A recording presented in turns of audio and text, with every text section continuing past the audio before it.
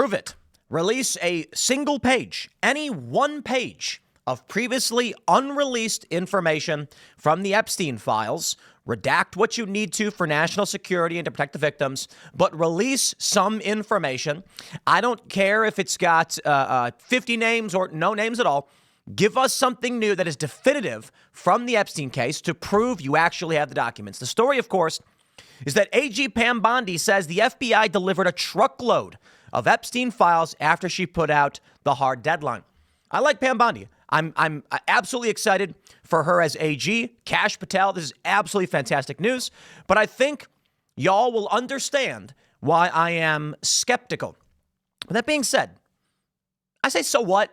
We want the Epstein files. I got to be honest, this is a long, ongoing story. I ain't going to cry if it takes them a week or, to be honest, a month. I mean, I want it released now. But I will tell you this, first and foremost, I do trust Pam Bondi. I do trust Kash Patel. I can't speak as much for Pam Bondi. I can speak for Kash because he's a friend of the show. We've had him on several times, and I think he's going to be the best FBI director we've ever had, to be completely honest. I mean, this is a guy who has gone on numerous long-form shows breaking down his exact views on things, and he's been moderate across the board. I respect it. He hasn't come out saying, we're going to abolish the FBI or anything crazy. He's long maintained a rather moderate and honest approach. Tremendous respect. In fact, we were talking to Kash about Snowden and I think Assange, and he didn't give us this. He didn't try and blow smoke, if you know what I'm saying. And Luke Rudkowski was on the show and said, I don't know how I feel about that. And I'm like, I respect it.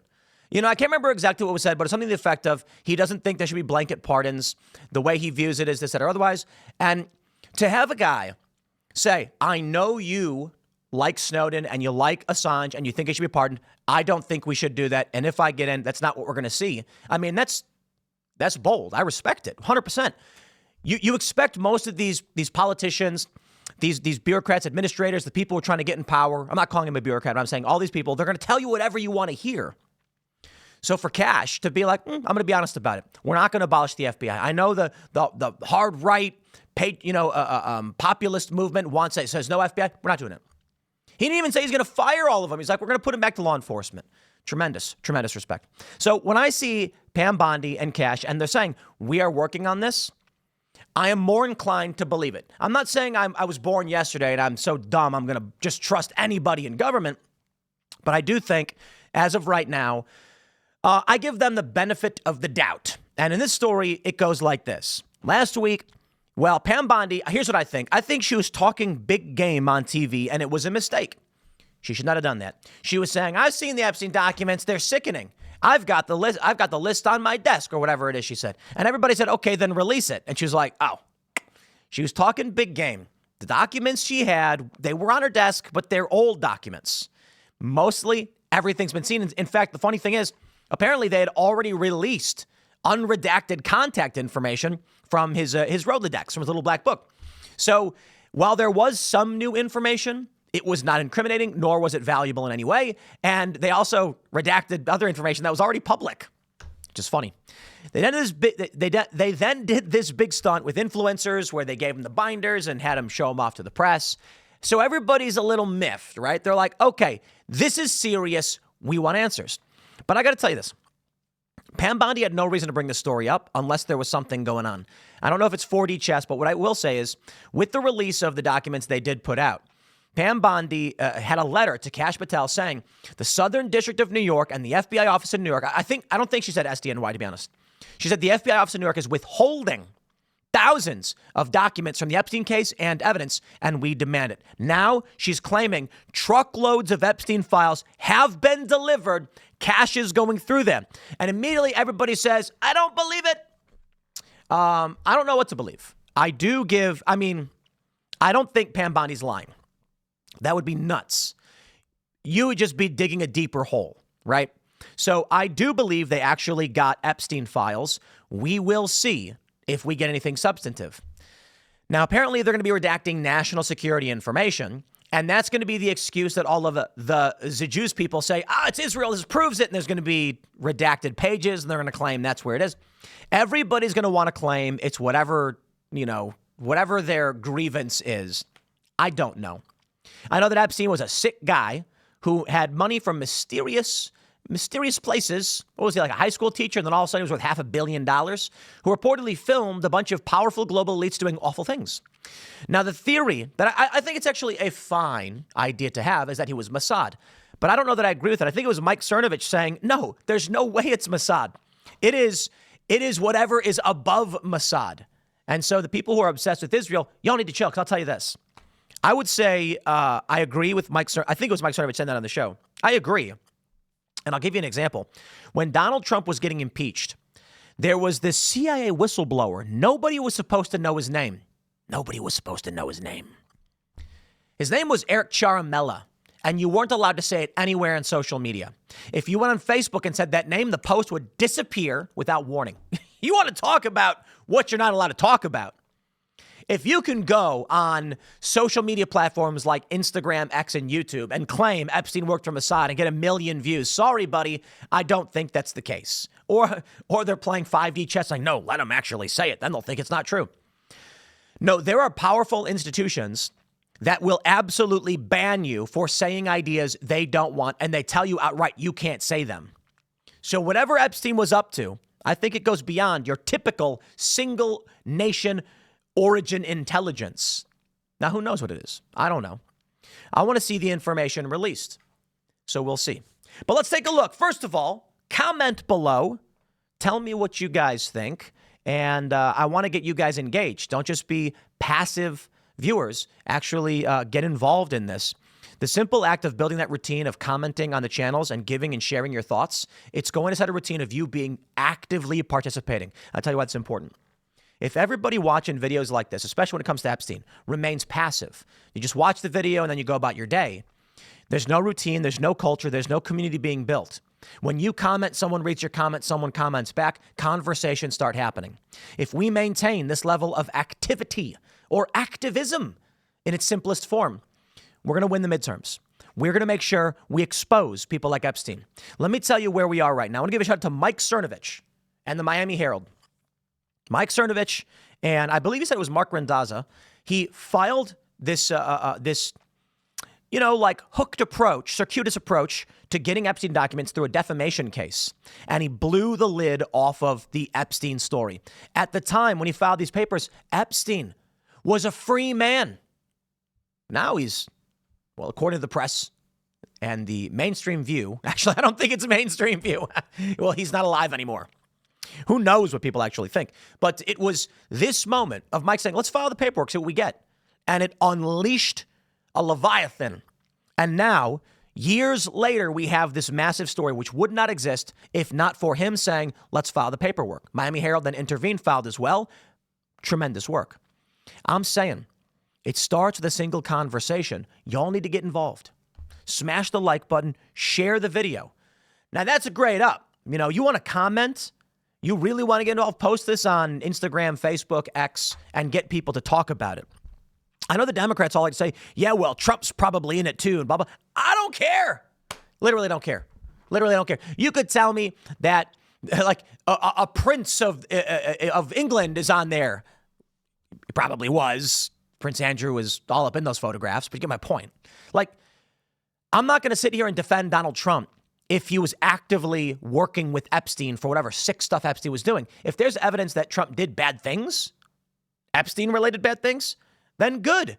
Let me tell you, my friends, all the people who hate Donald Trump, let us all hold hands together and beg and demand the Epstein documents get released. Because if y'all think that Donald Trump is really working with Epstein or worked with him or was friends with him, you certainly want those documents released, right? Well, so do we. And if it turns out you are right, well, then there you go. Trump's going to get, his legacy's over and whatever happens, I don't know. The point is, the American people want to know what this was all about. According to Fox News, Pam Bondi revealed the DOJ has received more Epstein files. Speaking with Hannity, I got the video. Let's play the clip. Roll tape. We all did. And the FBI handed over a couple hundred pages of documents.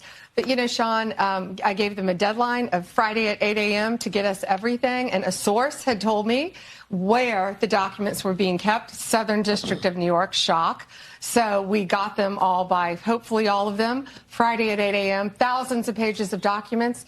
I have the FBI going through them, and Kash is also, now that we have Kash here, it's a game changer, of course, and Kash is going to, Director Patel is going to get us a detailed report as to why the FBI withheld all of those documents. Okay, I want to be clear because I think people got frustrated because they were expecting more. You were expecting more, and you didn't find out less than 24 hours before the release. You got a whistleblower that confirmed that there were way more documents that they were supposed to turn over, and then you found out just before that. Well, sure. And you're looking at these documents going, these aren't all the Epstein files. You know, there were flight logs, there were names and victims' names. And we're going, where's the rest of the stuff? And that's what the FBI had turned over to us. And so a source said, whoa, all this evidence is sitting in the Southern District of New York. Yeah. I got to be honest, it's a little weak. Sorry, Pam. I mean, I'm a fan. I like where this is going already. She had no reason to bring up the Epstein stuff and start digging in the way she is. But come on. You expect me to believe that you went on TV and said you had the Epstein documents and it turned out you had nothing and you didn't realize it? Maybe she was talking big game and didn't really know enough about it. I think that's Occam's razor. In the absence of evidence, the answer that makes the least amount of assumptions tends to be correct. I think the FBI had already released these 200 or so pages or whatever. She had them on her desk, and she was like, oh, yeah, it's sickening because she's just speaking like, I don't know, I heard the story's bad. And she hadn't actually looked at them. And then when they were like, release them, she went, let's go see what we got. And then she was like, I don't actually have anything. She had what was already released. I do believe likely someone did contact her, a whistleblower or otherwise. And, SDNY is corrupt. So I'm willing to believe it. But take a look at this. You may have heard the news that the New York field office head for the FBI resigned following accusations he withheld Epstein documents. Now let's talk about the chain of events. Pam Bondi says, I got the documents. I'm going to release them. Then after a week, she does in this weird way. Phase 1, they call it. Phase 1. Well, because she apparently knew that FBI NY was withholding documents. She demands accountability and straight up says to Kash, I want personnel. Like, you got to tell me what you're doing about the personnel. Basically saying, who's getting fired for this? Sure enough, the next week, a few days later, the head of the New York field office resigns, saying he was forced to. Late Friday, I was informed that I needed to put my retirement papers in today, which I just did. I was not given a reason for the decision. Well, let's Occam's razor this thing.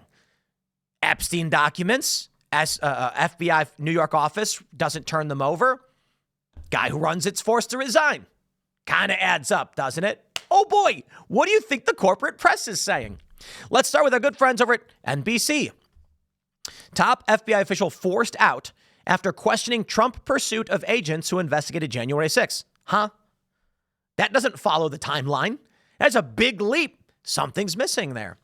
James Dennehy, the head of FBI's New York office, is out 1 month after he urged colleagues to dig in after the new administration requested the names of all agents who worked on Capitol riot cases. Strange. Literally the day before, Pam Bondi, angry over the withholding of Epstein documents, demanded personnel actions from Kash Patel. Then this guy resigns. Yet NBC News goes, a month previous, then thing happens. Holy crap, the corporate press is lying. I am shocked. What I really love about this is it takes 1, 2, 3, 4. 4 reporters to write one article. Why? Man, these people are overpaid. Isn't Ryan Riley the guy who thought earplugs were rubber bullets? I'm pulling it up. I think that was him. Uh-oh. Oh, no. Yo, this is hilarious. Ah, man. Back in the day, old school Twitter, man, I tell you what. Ryan J. Riley. I believe these are rubber bullets. Can anyone confirm? Oh, those are earplugs, dude. Talk about inexperienced. And, you know, I try not to be a dick. Okay, I get it, dude. You are uneducated and ill-prepared to be on the ground in Ferguson. Yo, those are earplugs. But the crazy thing is, you'd think any regular human being would have seen earplugs before. This guy's hands are probably soft as marshmallows, never did a hard work day in his life. A hard day's work. There you go. Because, you know, you work at an airport or construction, they give you these. Like, you work anything with loud noises. they give you. This guy's never been anywhere loud. He's never been to a venue. Yo, that's wild. Anyway, he's the one who's writing this. Bro, how does this guy still have a job? All right. I'm being mean. I get it. For those that don't know, typically rubber bullets are, 40 millimeter? 40 millimeter sponge rounds, they call them. 40 millimeter sponge rounds. Typically, it's what you get. I guess they have, the sponge is different from the rubber. But I've never actually been hit by one of these. I have been shot at with some of these. Direct impact CS. Oh, CS? That implies there's gas in it. No, I don't think so. But they have these launchers, and these are typically, that's what a rubber bullet looks like. They're massive. Let me see if I can show you a guy holding onto them. They can be called foam batons, rubber bullets, or whatever. And I got an image here. I don't even know why I'm bringing this up. Here you go. Compared to that guy, look how big those things are. Okay, itty bitty little earplugs. Come on, guy. Anyway, NBC claims that this guy's being fired for challenging J6. And then we got our good friends over at CNN. Here's a funny one. Head of FBI New York division forced to retire after telling agents he was prepared to dig in. You know, they really love just making things up and lying about them. Now, don't get me wrong. He did say dig in. And I'm sure the Trump administration is upset about that. But the argument here is, if CNN wants to make the case that the real reason the guy was forced to retire was because of the J6 stuff, that would mean the Epstein story is 4D chess. Do you think it's 4D chess? They're trying to figure out how to get this guy fired. They're trying to figure out how to get the SDNY and the FBI New York to be gutted because they're corrupt. So Pam Bondi says, I'm going to go on TV. I'm going to talk big game about having Epstein documents, which I don't have. And then I'm going to blame them for why we don't have it, giving us a pretext for forcing the retirement of the guy running the show. Sorry, I don't believe it. You know, it just, because Pam wouldn't have had to have gone on TV and done anything. She could have just literally said, dear, Kash Patel, here's a letter. And that letter was all she needed to make these moves. And it would have been a big scandal of just skipping over the whole TV fiasco. Nah, I'm pretty sure Pam Bondi didn't want to look like an idiot, didn't really know necessarily what the documents she had on her desk were. Someone probably put a bunch of Epstein documents on her desk, and she's like, wow. And then she claimed she had them, and she was talking big game without actually looking through what she actually had. Then she found out, actually, you got nothing. And so now she's like, okay, this guy's got to get fired. Okay, I do believe it's probably a contributing factor that this guy is an anti-Trump corrupt government official. He should be fired. A lot of people are wondering, though, when will we see arrests of these corrupt individuals? If this guy really was launching phony investigations or claiming, you know what's really funny? Let me show you some. I wonder if they have the full statement here. Because in one of the statements, let's see if CNN's got it. He said, we're always going to do the right thing. The right thing. That's really interesting. Denny's departure. Today we find ourselves in the middle of as good people are being walked out of the FBI and others. We were prepared to dig in. You know what? Interestingly, they don't have the full quote. I know the Post-Millennial. I think the Post-Millennial has it. That's where we were reading it the other day. His statement basically said, I know you'll all do the right thing for the right reasons. The reason why the statement's interesting is FBI agents don't need to be told to do what is within the law. So the question is, why would he say that unless it was just kind of a veiled statement, right? So here we go. He says, in the letter, he expressed regret over the sudden nature of his resignation and praised his co-workers as, quote, an office of professionals who will always do the right thing for the right reasons. I got questions about that statement. It implies one of two things. One, that the FBI outside the New York field office are not professionals, or that he praises coworkers as an office of professionals who will always do the right thing for the right reasons. It implies there is at least some possibility that other FBI agents are not doing the right thing, or they're doing the wrong things for the right reasons, or the right things for the wrong reasons. But his office, they do the right thing for the right reasons. As if to imply you can do the right things for the wrong reasons, or the wrong thing for the right reasons? I don't know. I doubt he's saying other FBI agents are corrupt. No. What this sounds like to me is he is a zealot ideologue who hates Donald Trump. And what he's basically saying is the right thing for us to do for the right reasons is outside FBI purview. That's what it sounds like to me. Because you don't need to tell people who work a job how to follow procedure. You don't say, like a guy at McDonald's who flips the burger after the right amount of time, or, they put there's like a tray, you like slide them in or whatever, and it cooks them, you pull them out. The guy who puts the burger patties on puts 2 all beef patties with special sauce on a sesame seed bun or whatever, isn't praised for doing the right thing for the right reasons. He's praised for doing his job. Now, you have to wonder what it means to do the right thing. Typically, that implies something that goes outside of what the procedure is. Like someone's burger is messed up and policy says to tell them to bring in their receipt or whatever, but the right thing to do is to take care of that customer. That would be outside of the purview of outside of what you're supposed to do. I'll tell you this. I think he's basically saying we are a rogue office. That's what he's saying. He says, do the right thing. And so when the law under Donald Trump as the commander in chief, as the chief executive, when he says, do this, he looks at him and says, do the right thing. The implication is they are acting in defiance of this country. Now, if Pam Bondi says deliver these documents and they don't, we got a rogue office. So, oh boy, I say this, prove it.